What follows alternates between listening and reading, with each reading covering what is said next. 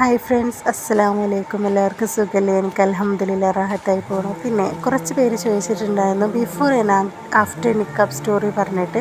അപ്പോൾ ഇൻഷാ അല്ലാഹ് ഇന്ന് 8 മണിക്ക് ഞാൻ അപ്ലോഡ് ചെയ്യും. പിന്നെ ഈ നിക്കാബ് ഇഷ്ടപ്പെടുന്നവർക്കും ഇതിലേക്ക് വരാൻ ആഗ്രഹിക്കുന്നവർക്കും എല്ലാവർക്കും പ്രചോദനമായിട്ടാണ് ആ ഒരു വീഡിയോ. പിന്നെ ഇതിലേക്ക് വരാൻ ആഗ്രഹിക്കുന്നവർ ആരെന്ത് പറഞ്ഞാലും അതൊന്നും മൈൻഡ് ചെയ്യാതെ നമ്മുടെ ജീവിതം നമ്മുടെ മരണശേഷം നല്ലതാവാനും മരിക്കുമ്പോൾ നല്ലതാവാനും ഒക്കെ നമ്മൾ ഒരുപാട് സൂക്ഷ്മയുടെ ഭാഗമായിട്ടാണ് നിക്കാബ് ധരിക്കുന്നത്. ഒരുപാട് സുരക്ഷിതം ഉള്ള ഒരു വസ്ത്രം തന്നെയാണിത്.